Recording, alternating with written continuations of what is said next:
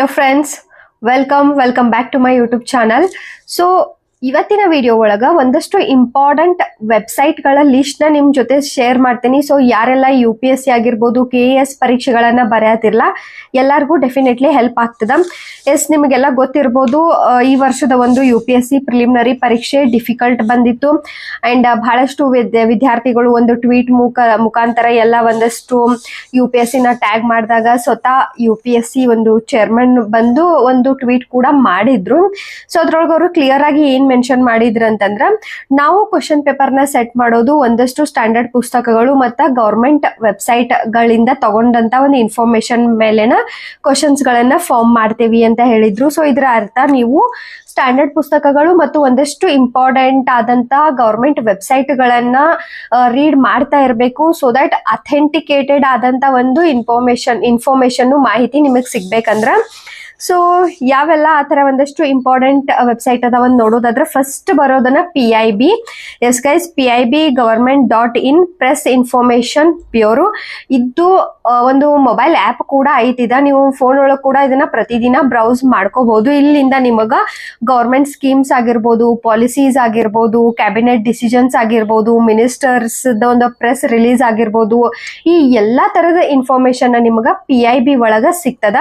So ಎಂಡಿಗೆ ಹೋಗ್ತಾ ನಾನು ಯಾವ ವೆಬ್ಸೈಟ್ ಗಳನ್ನ ಎಷ್ಟು ಟೈಮ್ ಅದಕ್ಕೆ ಇನ್ವೆಸ್ಟ್ ಮಾಡ್ಬೇಕು ಅನ್ನೋದ್ರ ಬಗ್ಗೆ ಎಲ್ಲ ಹೇಳ್ತಾ PRS ಇಲ್ಲಿ ನಿಮ್ಗೆ ಬಿಲ್ಸ್ ಆಗಿರ್ಬೋದು, ಆಕ್ಟ್ಸ್, ಪಾರ್ಲಿಮೆಂಟ್ ಸೆಷನ್ಸ್, ಪಾಲಿಸೀಸ್ ಇದ್ರ ಬಗ್ಗೆ ಎಲ್ಲ ಇನ್ಫಾರ್ಮೇಶನ್ ಸಿಗ್ತದ ಅಂಡ್ ಅಥೆಂಟಿಕೇಟೆಡ್ ಆದಂತ ಇನ್ಫಾರ್ಮೇಶನ್ ಸಿಗ್ತದ. India.government.in ಅಫಿಷಿಯಲ್ ಗವರ್ಮೆಂಟ್ ಇನ್ಫಾರ್ಮೇಶನ್ ಏನೇನ್ ಇರ್ತಾವಲ್ಲ ಅದೆಲ್ಲ ಸಿಗ್ತದ. ಇನ್ ಬಂದ್ಬಿಟ್ಟು ನೀತಿ ಆಯೋಗ, ಇಲ್ಲಿ ನಿಮ್ಗೆ ರಿಪೋರ್ಟ್ಸ್, SDG, ಗವರ್ಮೆಂಟ್ ಇನಿಷಿಯೇಟಿವ್ಸ್ ಇದೆಲ್ಲ ಸಿಗ್ತದ and ministry of finance, budget, economic survey and ಜೊತೆಗೆ ಇನ್ನೊಂದಷ್ಟು ಫೈನಾನ್ಷಿಯಲ್ ಡಿಸಿಷನ್ಸ್ ಆಗಿರ್ಬೋದು, ಸ್ಟೇಟ್ಮೆಂಟ್ ಆಗಿರ್ಬೋದು, ಇದೆಲ್ಲ ಸಿಗ್ತದ ನಿಮಗ. RBI, ಎಸ್ RBI ಕೂಡ ಇಂಪಾರ್ಟೆಂಟ್ ಒಂದು ವೆಬ್ಸೈಟ್. ಮಾನಿಟರಿ ಪಾಲಿಸಿ ಆಗಿರ್ಬೋದು, ಎಕನಾಮಿ ರಿಲೇಟೆಡ್ ಒಂದಷ್ಟು ಇನ್ಫಾರ್ಮೇಶನ್ ನಿಮಗ್ ಸಿಗ್ತದ. ಇನ್ನ ರಾಜ್ಯಸಭಾ, ಲೋಕಸಭಾ ಏನ್ ವೆಬ್ಸೈಟ್ ಬರ್ತಾವಲ್ಲ ಅಲ್ಲಿ ನಿಮಗ ಪಾರ್ಲಿಮೆಂಟರಿ ಡಿಬೇಟ್ಸ್ ಆಗಿರ್ಬೋದು, ಕಮಿಟಿಗಳಾಗಿರ್ಬೋದು, ಬಿಲ್ಸ್ ಆಗಿರ್ಬೋದು, ಪ್ರೊಸೀಡಿಂಗ್ಸ್ ಆಗಿರ್ಬೋದು, ಇದೆಲ್ಲ ಸಿಗ್ತದ. Then my government India, government campaigns ಆಗಿರ್ಬೋದು, ಈ ಎಲ್ಲ ಇನ್ಫಾರ್ಮೇಶನ್ ಇಲ್ಲಿ ಸಿಗ್ತದ. ಓಕೆ, ಇಷ್ಟೆಲ್ಲ ಒಂದಷ್ಟು ವೆಬ್ಸೈಟ್ ಅದಾವ. ಇಲ್ಲಿ ಅಗೇನ್ ಕನ್ಫ್ಯೂಷನ್ ಬರ್ತದ. ಏನಂತಂದ್ರ ಯಾವ ವೆಬ್ಸೈಟಿಗೆ ಪ್ರತಿದಿನ ನಾವು ವಿಸಿಟ್ ಮಾಡಬೇಕು ಅಥವಾ ಪ್ರತಿದಿನ ಯಾವುದನ್ನ ನಾವು ಫಾಲೋ ಮಾಡಬೇಕು, ಈ ತರ ಒಂದು ಕ್ವಶನ್ ಅರೈಸ್ ಆದಾಗ ಫಸ್ಟ್ ಥಿಂಗ್ ಇಸ್ PIB ಏನ್ ಬರ್ತೈತಲ್ಲ, PIB, PRS, RBI ಇವೇನದವಲ್ಲ ಇದನ್ನ ನೀವು ಪ್ರತಿದಿನ ಬ್ರೌಸ್ ಮಾಡ್ರಿ.